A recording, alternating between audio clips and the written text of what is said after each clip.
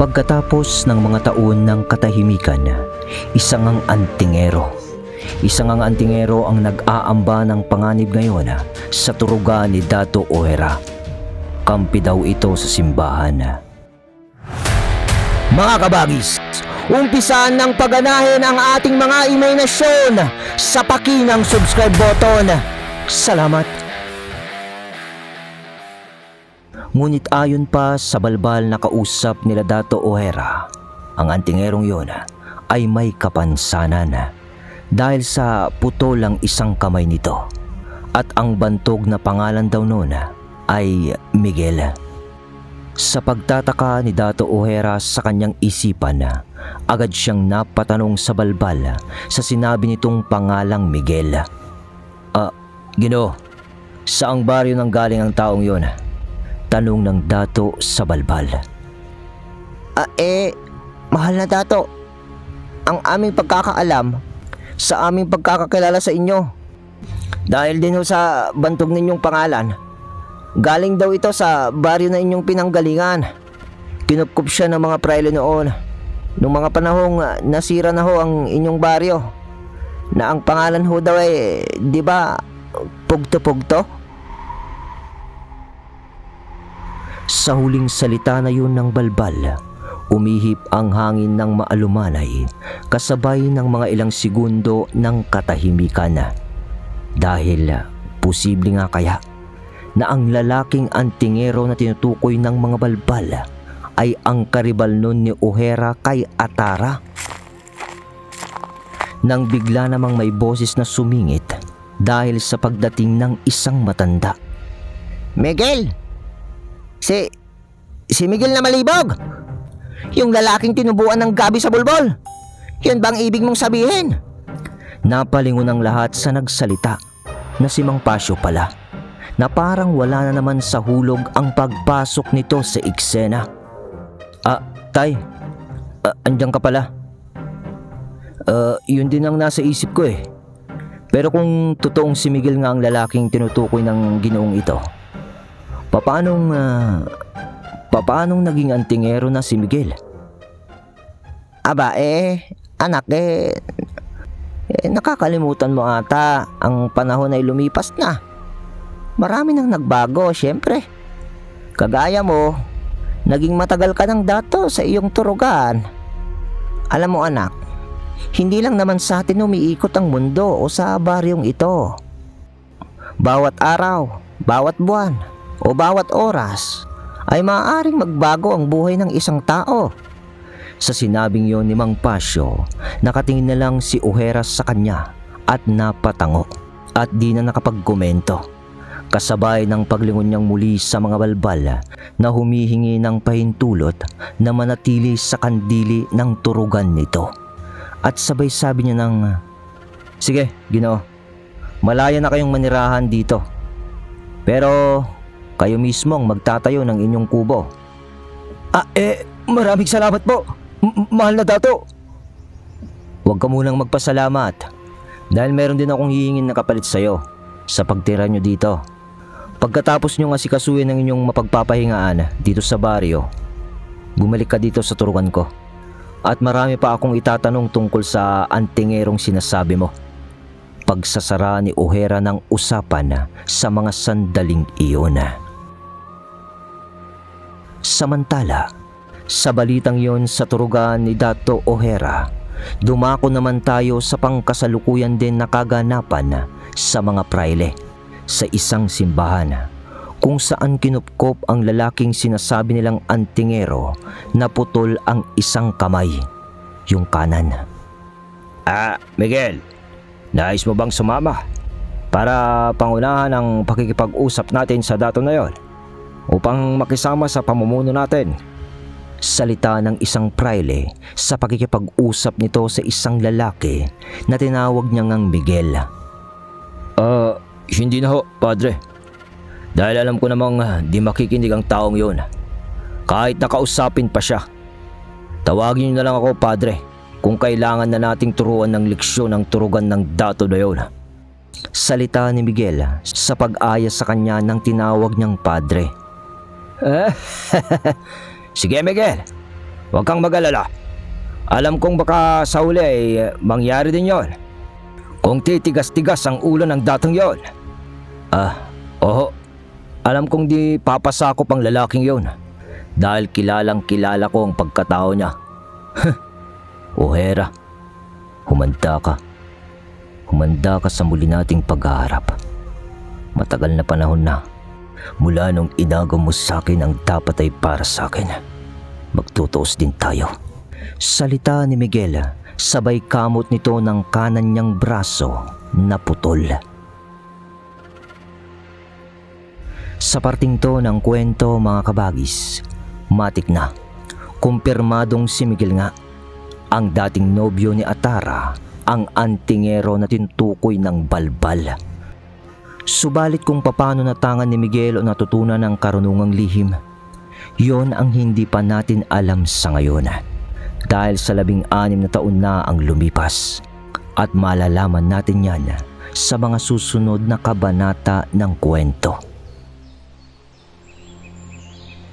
Sa pagdaan naman ng mga araw, bumalik tayo sa turugan ni Dato' O'Hara, kung saan noon ay nangangaso naman ang 2 binatilyo na si Arsalan at si Aidel. Ang anak ng 2 bangkilan sa 2 ring purong gabunan. Tunog ng pagtakbo. Del, sa kaliwa ka. Sa kanan ako. Mahabol natin to. Bulong ni Arsalan noon habang nangangaso sila ni Aidel. Walang problema. Ako rin naman ang makakahuli nun eh. Salita naman ni Aidel na parang nagyayabangan pa ang dalawa. Yan Arsalan. Tumakbo na yung sinisipat nilang usa, kaya nagsimula ng tumakbo rin ang dalawa. Alam nyo kung bakit? Nangangaso kasi ang dalawa na mano-mano lang. Walang sibat, walang palaso o patalim man lang. At kung sino lang ang mas mabilis na makadakma o makahabol sa usang yon sa kagubatan, ay siya na ang panalo. Para kasing sa ginagawang pangangaso ng 2 magpinsan ay nagpapaligsahan sila para magpakitang gilas sa kani-kanilang mga ina na may maiuwi sa kani-kanilang tahanan. Takbo, habol nitong 2 sa hayop na kanilang pinag-uunahang huliin. Takbo ni Arsalan. Takbo naman ni Aidel. Tawa pa ng 2 na parang tuwang-tuwa sa kanilang pinaggagawa. Hanggang sa malapit na ang mga ito sa usa na kanilang hinahabol at doon ay naghanda ang 2 sa pagdakma sa usa hanggang sa sabay na tumalon ang 2. Ngunit sa pagtalon nila na halos sabay nilang pagdakma sa usa, nagkasagian ang 2 sa ere, dahilan upang biglaan silang nalaglag sa lupa bago pa man nila maabot yung usa. At nakatakbo na papalayo sa kanila ang hayop. Pero humuni yung hayop ng di kalayuan at biglang yan ang sinasabi ko sa inyo. Matagal na naming sinasabi ng ama mo, Aidel, at ng ama mo, Arsalan, na hindi kayo magtatagumpay kung lagi kayong nag-aagawan at nag-uunahan. Kulang sa disiplina. Lolo? Tiyo? Ikaw na naman? Halos sabay na reklamo ng 2. At yun ay ang lolo nga ni Arsalan at tiyo naman ni Aidel na si Sael. Mula kasi ng mga panahong tumahimik ang turugan ni O'Hara at naging bagito ang 2, ay ipinagkatiwala na ni O'Hara at Mael ang kanilang mga anak kay Sael upang sila ay hasain sa pamumuhay sa kagubatan. At syempre, upang sa kanilang paglaki ay maging handa ang 2 ito sa pagtanggap ng 2 mutya ng kadatuan. Yun ay kung gugustuhin lang naman ng 2 pag sumapit na nga ang araw na yun. Paano? Umuwi na tayo. Sa susunod ulit, alam nyo na ang gagawin. Hindi importante kung sino ang makahuli. Tandaan nyo, na ang layunin lang ninyo ay iisa. Kaya hindi dapat kayo nag-uungusan o nag-uunahan. Mas magiging malaki ang tsansa ng tagumpay kung ang layunin nyo ang pagtutuunan nyo ng pansin at hindi lamang ang interes ng bawat isa. Tara na! Pangaral ni Sael sa dalawa.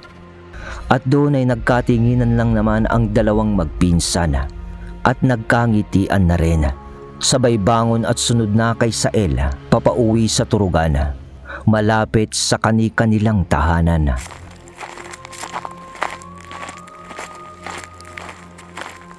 Masaya pang nagkukwentuhan nun ang dalawa, si Arsalan at si Idel, kasama ang lolo o tiyo nila. Ngunit nang malapit na sila sa kanilang baryo, biglang sumenyas ng pagtigil si Sael sa dalawang binatilyo gamit ang pagtaas ng isang kamay nito.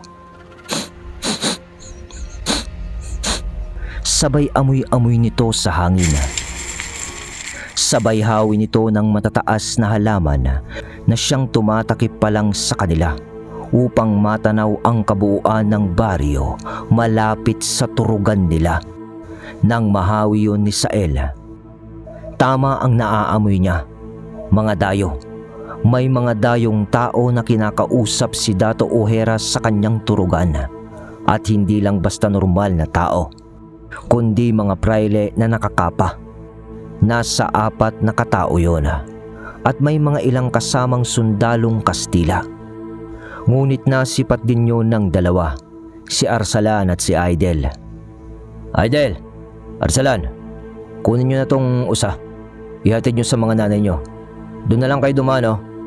Utos ni Sael sa dalawa, sabay baba na nito ng hayop na nauwi na sa kanyang balikat. Pero tiyo, salita pa ni Idel. Idel, huwag matigas ang ulo nyo. Sige na. Alam kong medyo naiintindihan nyo kung ano ang nangyayari. Pero usapan ng matatanda to. Kaya umuwi muna kayo sa mga bahay nyo. Sige na. Parang ayaw pa nung umalis ng dalawa at gusto pang makiusyoso kung ano ang mga nangyayari sa turugan ng dato. Kaya naman, ano ba? Di ba kayo gagalaw? Salita ni Sael. Doon ay nagkatinginan na ang dalawa at dumaan na nga ang dalawa sa isang daanan na papauwi sa kanilang bahay. Nang makita ni Sael na sumunod na ang dalawa sa pinag-uutos niya, lumabas na siya sa madadawag na damo at dumiretso ito sa paglalakad patungo sa mga nag-uusap na konseho ni Ojera at ng 4 na praile sa harap ng turugan. Malayo pa lang noon si Sael, ramdam niyang parang may tensyon sa pag-uusap ng mga ito dahil sa pagkabasa niya ng ekspresyon ng kani-kanilang mga muka habang nag-uusap. At nang makaabot na nga siya kina Ojera. At sino naman to? Salita ng isang nakakapa na praile. Padre. Siya po ang aking kanang kamay, si Sael. Magandang araw ho, mga Ginoo. Bati naman ni Sael sa mga yon. At ano naman ang maganda sa araw, Ginoo? Medyo pabara na sagot ng isang praile, sabay tingin-tinginan nilang magkakasama. Sa salitang yon ng praile, uminit agad ang pisngi ni Sael sa tugon sa kanya ng prailing iyon. Pero di na lang siya sumagot. Ngunit sa loob-loob niya noon, nang gagalaitin na ito sa inis. Dahil marespeto naman siyang bumati sa mga yun . Bakit ganun yung tugon sa kanya? Bueno, mas mabuti. Kompleto na kayo ngayon. Kasama ang iyong konseho, Dato. Ngayon ay mapag-uusapan na nating maigi ang aming pangunahing pakay dito. At didiretsahin ka na namin, Dato. Dahil ayaw din namin na magtagal dito. Dahil sa mga bali-balita tungkol sa lugar na ito. Delikado. Salita ng praile. Batid na namin na malaki ang iyong baryo, Dato. Kaya bilang parte ng lupain na nasasakupan ng gobernong kolonyal, kailangan yung mapasailalim ang baryo o ang bayang to sa tributo. Tributo? Ano yun? Bulong ni O'Hara kay Impong Abilar na tagapayo nito. Sa tagal ko sa tubuhan noon, ang alam ko, mahal na dato, ang tribo to ay paraan ng pagbabayad ng buwis sa pamahalaang Espanya. Sa sinabing yon ni Impong Abilar, narinig naman yun ng praile. Kaya't, Tama siya, mahal na dato. At nandito kami para ipaliwanag sa iyo ang tungkol sa bagay na ito. Ang pagbabayad ng buwis ay normal lang para sa isang nasyon o bayan. Lalo na't kung ang isang bayan ay nasasakop na ng modernong pamamahala gaya ng nangyayari ngayon. sa pagkakasabing ganoon ng praile, nagkatingin-tinginan naman ang konseho ni Dato O'Hara. Kasama na siya at panandalihang nanahimik ang paligid. Sabay sambit na ni Dato O'Hara naman ng buwis. Ibig sabihin, sa mga manggagawa o mga naghahanap buhay na aking mga kalugaran ay magbabayad ng salapi sa inyo. Ganon ba? Pagkaklaro ni O'Hara. Tama ka, mahal na dato. Sagot naman nung isa. Kung ganon ang mangyayari, paano gagawin nyo ng pamahalang sinasabi mo? Simple lang. Makikinabang ka naman dito, mahal na dato. Uwi ka nung praile. At doon na nga ay ipinaliwanag nito ang lahat, na ang ilan sa mga lupain na malapit-lapit na rin sa lugar nila O'Hara ay ipinamamahagi na sa ilan sa mga mayayamang tao ng kolonyang pamumuno. At doon ay pwede nang magtrabaho ang marami sa nasasakupang lugar ni O'Hara. At ayon pa sa praile, na malapit na rin magkaroon ng mas malapit na mga merkado mula sa kanila. Ibig sabihin ay kinakain na ng modernong panahon ang kanilang pamumuhay. Dagdag pa ng mga praile na kung hindi sasabay ang turugan ni O'Hara sa sistema, ay tiyak na balang araw ay magiging pobre lamang ang baryong nasasakupan niya. Dahil nga sa walang sistemang nagpapaikot ng salapi sa kanyang nasasakupan. At baka tuluyan na ring maglaho ang kanyang turugan kung hindi niya magawang paunlari ng nasasakupan nito. Nangangahulugan na baka maglalaho na rin ang tribo na tinawag ng mga tao noon na Raya, ang tribo nila O'Hara. Isang bagay na ayaw mangyari ni O'Hara. At dahil doon sa mga narinig ni Dato O'Hara, alam niyang kahit kalaban ng mga prailing yon, alam din niyang may punto ang mga sinasabi ng mga ito sa kanya. At dahil sa pagmamahal niya sa kanyang mga kababaryo, ay kinausap niya rin ang mga ito kasama ang kanyang mga konseho para sa bagay na yon. Dahil kung aayaw naman si O'Hara sa suwestyon ng mga praile, alam niya na para na rin siyang naglunsad ng digmaan sa mga ito. Bagay na hindi niya masisigurado na kanilang malalampasan o maipapanalo. Pwede rin namang gawin yun kasi ni O'Hara sa mga panahong yun. Ngunit katahimikan. Katahimikan na lang ang nais nun ni O'Hara para sa kanyang nasasakupan. At kung mayroong mang dapat magalit sa mga praile, si O'Hara yun. Dahil nga sa pagpatay noon sa kanilang ama. Ngunit kilala natin si Dato O'Hara na hindi mapagtanim ng galit o paghihiganti sa kapwa. Konsuelo na lang ni O'Hara kasi kahit may alam o mga agam-agam ang mga praile noon na lahi nga sila ng aswang ang kanyang nasasakupan, ay pinili pa rin ng mga ito na makipag-usap sa kanya. Yung makipagkalakaran kumbaga. Ibig sabihin ay nakaani na rin ng respeto ang pagiging bantog na dato noon ni O'Hara. At sa madaling sabi, ay pumayag ganon si O'Hara sa mga iminungkahi ng mga Kastila. Dahil kailangan din talaga nila ng sistema. Kasi ang gamit ng salapi noon ay ang galing na rin sa mga ito. Pero di alam ni O'Hara na dito na unti-unting guguho ang itinayo niyang turugan. Dahil sa mga pampulitikong interes ng pamahalaang kolonyal at sa mga tao na ring nakapalibot sa kanya. At ang antingerong si Miguel ay di pa rin naman noon nagpapakita sa mga transaksyon o pag-uusap ng bawat panig. Ngunit nakaabang lang si Miguel noon sa pag-uutos ng mga praile kung sakaling magkagulo nga ang mga kasunduang pinagtibay ng bawat panig. Dahil pumayag rin lang si O'Hara noon sa nais mangyari ng mga praile o ng kolonya, kung ang enkomendero na nangungulekta ng buwis sa mga kababaryo nito na naging manggagawa na nga ay nasa kanyang pangangasiwa o ng konseho nito, upang nalalaman nito na hindi labis ang kinukolekta nitong buwis sa bawat kasapi ng turugan ni O'Hara. Sa mga nakaakdang aklat, mga kabagis, ang mga enkomendero ay yung mga taong nangungulekta ng buwis at obligadong nagtuturo rin noon ng relihiyong Kristyanismo noong mga panahong ito. Balik tayo sa kwento.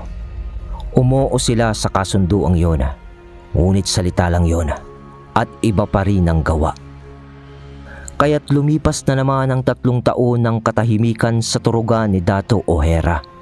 Matiwasay na pagtatrabaho, marahang pag-unlad ng turugan noon ang nangyari.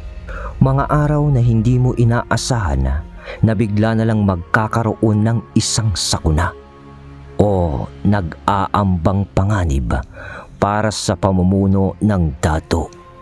Dahil hindi nun batid ni Dato' O'Hara na ang pagpasok ng ibang pamahalaan sa kanyang turugan ay para ka na ring nag-ipon ng isang gabundok ng dayami na sa kahit isang sindi lamang ng isang posporo ay magliliyab na magdudulot ng malaking problema. Nang isang araw, napalabas sa turugan noon si O'Hara dahil sa nagaganap na gulo sa kanyang baryo. Pero hindi yun galing sa mga dayo, kundi ang 2 kababaryo nito na nag-aaway, na ang dahilan daw ay patungkol sa pagsusuplong nung isa sa mga yun ng pangungupit nito ng salapi sa kanilang pinagtatrabahuan. Isang bagay naman na pinabulaanan ng isa. Nang maabot yun ni O'Hara na nakasaklay yung mga 2 nag-aaway, mga abat, mga lahi yun ng abat. Nang makita niya ang mga ito, nandun naman si Sail at Mael na nang-aawat. Ngunit nang hindi maawat ni Mael yung isa, dahil pilit niya tong gustong saktan yung kaaway niya, nasuntok ni Mael yung nagsuplong. Isang bagay na di naman talaga sinadya ni Mael. Nagawa lang niya yun dahil nga sa ayaw paawat nung isa. Nang tumayo nga ang isang yun, sumama ang tingin nito sa lahat ng nakiusyoso. "Magbabayad kayo! Magbabayad kayong lahat!" Sigaw nun sa lahat. Sabay takbo na nito papalabas ng kanilang baryo. "Hayaan niyo muna siya. Baka magpapalipas lang ng galit yon," komento naman ni O'Hara paglayo ng lalaki. At lumipas nga ang araw na yun. Tapos ay sumunod naman ang isa pang araw. Ayon sa pamilya ng abat na yun, hindi na yun umuwi. Pero yung isa sa nakaaway noon na naiwan sa baryo ay nabalitaan na lang nila Dato' O'Hara na namatay na sa mismong pinagtatrabahuan nila bilang pisante. Isang bagay na ikinagulat ni O'Hara dahil nasa kasunduan nila yon ng enkomendero na panatilihing ligtas ang mga tao o ang mga kasamahan ni O'Hara. Doon ay parang bigla na lang may nagising na galit kay O'Hara sa mga Kastila at naalala niya ang putok ng baril nung nagkahiwalay sila ni Lucila. Wala na sa kanya yun eh. Kinalimutan niya na para sa katahimikan ng baryong binuo niya sa paglabas niya ng turugan. Dahil sa ngit-ngit nito ng galit, kasama niya noon si Impong Abilar at nagpapayo pa yun sa kanya ng, "Mahal na Dato, magunos dili ka. Kailangan na muna nating..."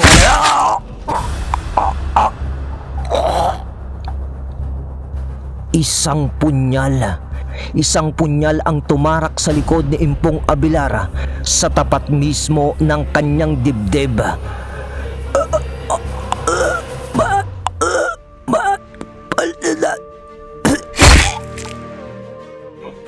"Impong! Impong!" Sa pagsigaw ni Dato' O'Hara, kasabay noon ang pagbagsak ng katawan ni Impong. Patay na yon. At sa likod noon ay ang nakatayong lalaki na sumaksak dito. Ikaw? Anong?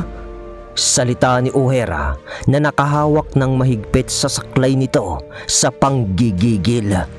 Dahil ang lalaking yun ay yung nasuntok ni Mael na abat. Ibig sabihin, naloko na. Mukhang nagkaroon na ng mga anay o mga traidor sa loob ng turugan ni Dato O'Hara. Tignan natin, Dato. Kung makakalaban ka pa, pilay ka na! Salita nung may hawak nung punyal. Alright mga kabagis, exciting to sa susunod na part. Patay na nga si Impong Abilar. Nakakalungkot. Ano kaya ang magiging reaksyon ng mga abwak dito? Obvious naman na mga kabagis. Dito na mag-uumpisang magkrampol sa loob mismo ng turugan. Dahil napasok na ng iba't ibang paniniwala o salapi ang turugan ng Dato. So abangan natin ang part 34 nito. Dahil doon, mag-shoutout tayo mga kabagis ko. Shoutout po kay Miss Jutessa, ang ating unang espada. Salamat sa patuloy na pagtulong sa ating channel. Shoutout din po kay Kabagis James. Yun anak ng gabunan, Dara. Syempre, shoutout din natin yung mga regular na nagko-comment sa mga kwento natin. Kahit palagi silang nabibitin. Gaya ko rin. Bilang pasasalamat sa inyo mga kabagis ko, syempre. Shoutout po kay Margarita Labad. Shoutout din po kay Red Sack Taguba. Shoutout din po kay JR Reville from Gate 2 Taytay Rizal. Shoutout po kay Jessa TV. Shoutout din po kay Jay Somojo. Shoutout din po kay Arminton Marlon. Shoutout po kay Joshua Ariel Pons from Dammam, Saudi Arabia. Shoutout din po kay Renato Malata from Silay City, Negros Occidental. Shoutout din po kay JB ng Kuwait. Shoutout din po kay Daisy Saban Kunag. At shoutout din po kay Dave Midado Kiyal. Alright, yun muna mga kabagis ko. Hindi ko na isali lahat kaya remind nyo na lang ako sa comment. Salamat sa suportang tunay.